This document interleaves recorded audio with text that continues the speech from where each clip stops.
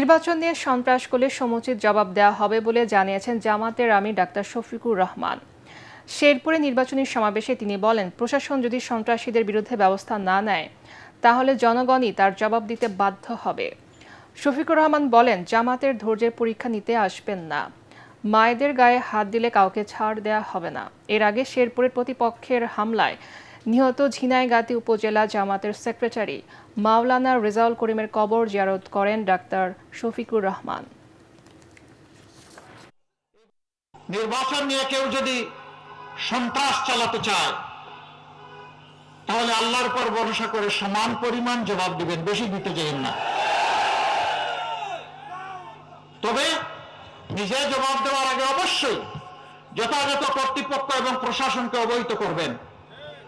যদি দেখেন প্রশাসন করছে না আর এটা সন্ত্রাসীদের অভয়ারণ্য হয়ে গেছে, তাহলে তখন আপনার উপর ওয়াজিব হয়ে যাবে সেটা প্রতিহত করা।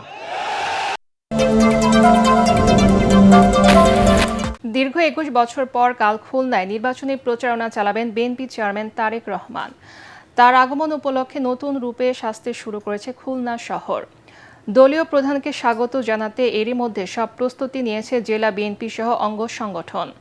তারেক রহমানের আগমনকে কেন্দ্র করে গোটা মহানগর নিরাপত্তার চাদরে ঢেকে দিয়েছে আইনশৃঙ্খলা বাহিনী।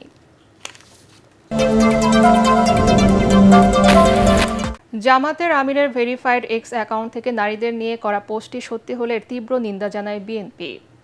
এমন মনোভাব দেশকে মধ্যযুগে নিয়ে যাবে বলে মন্তব্য করেন বিএনপির নির্বাচন পরিচালনা কমিটির মুখপাত্র মাহাদি আমিন। দুপুর রাজধানীর গুলশানে বিএনপির নির্বাচন পরিচালনা অফিসে তিনি এই কথা বলেন। মাহাদি বলেন, পোস্ট করা ৯ ঘণ্টা পর অ্যাকাউন্ট হ্যাক হওয়ার দাবি অযৌক্তিক। এ সময় জামাত বরাবরই নারী বিদ্বেষী উল্লেখ করে তিনি বলেন, ত্রয়োদশ জাতীয় সংসদ নির্বাচনে জামাতের নারী প্রার্থী না দেয়ায় নারী ক্ষমতায়নের পথে বাধা হিসেবে দেখছে বিএনপি। জামাত ইসলামের আমির ডাক্তার শফিকুর রহমান তার ভেরিফাইড এক্স সাবেক টুইটার হ্যান্ডেল থেকে নারীদের উদ্দেশ্যে যে নোংরা, জঘন্য ও অবমাননাকর ভাষা ব্যবহার করেছেন বলে দেশব্যাপী আলোচনা চলছে, সেটি সঠিক হলে এর মাধ্যমে পুরো সমাজ ব্যবস্থাকে মধ্যযুগীয় অন্ধকারে ঠেলে দেওয়ার প্রচেষ্টা বলে প্রতীয়মান। নারী বিদ্বেষী একটি পোস্টের প্রায় ৯ ঘণ্টা পর দেশব্যাপী তুমুল সমালোচনার মুখে রাত ১টার দিকে আইডি হ্যাকের দাবি কতটা যৌক্তিক? সাইবার হামলার পর অফিসিয়াল এক্স অ্যাকাউন্ট নিয়ন্ত্রণ পেয়েছেন জামাত ইসলামীর আমির ডাক্তার শফিকুর রহমান। মগবাজারে দলের কেন্দ্রীয় কার্যালয়ে জামাতের সহকারী সেক্রেটারি জেনারেল অ্যাডভোকেট এহসানুল মাহবুব জোবায়ের অভিযোগ করে বলেন, একটি বড় রাজনৈতিক দল এই সাইবার হামলার সাথে জড়িত থাকতে পারে। তবে বিদ্যমান নিরাপত্তা ব্যবস্থার মাধ্যমে সাইবার টিম অল্প সময়ের মধ্যেই অ্যাকাউন্ট নিয়ন্ত্রণে সক্ষম হয়েছে বলে জানান তিনি। এ সময় এহসানুল মাহবুব আরও জানান, দলের কয়েকজন সিনিয়র নেতার সামাজিক যোগাযোগ মাধ্যমের অ্যাকাউন্টেও সাইবার হামলার ঘটনা ঘটেছে। এই বিষয়ে রাজধানীর হাতিরঝিল থানায় একটি সাধারণ ডায়েরি করা হয়।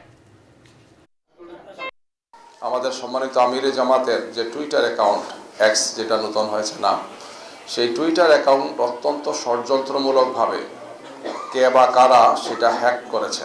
তাৎক্ষণিকভাবে একদল লোক কিছু কর্মসূচিও দিয়েছেন, দেখেছেন আপনারা।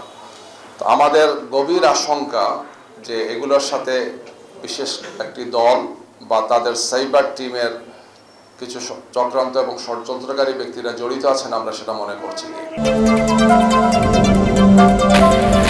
জুলাই গণ আন্দোলনে আশুলিয়ায় ৫ মরদেহের সাথে জীবিত একজনকে পোড়ানো সহ ৭ জনকে হত্যার ঘটনায় মানবতা বিরোধী অপরাধের মামলার রায়ের জন্য ৫ ফেব্রুয়ারি দিন ঠিক করেছেন আন্তর্জাতিক অপরাধ ট্রাইব্যুনাল। বিচারপতি নজরুল ইসলাম চৌধুরী নেতৃত্বাধীন ৩ সদস্যের ট্রাইব্যুনাল ২ আদেশ দেন। আসামিদের মধ্যে শেখ আফজালুল হক রাজসাক্ষী হয়ে শহীদদের পরিবার সহ আন্তর্জাতিক অপরাধ ট্রাইব্যুনালের কাছে ক্ষমা প্রার্থনা করে জবানবন্দি দেন। সাবেক সংসদ সদস্য সাইফুল ইসলাম সহ এই মামলার বাকি ৮ আসামি পলাতক।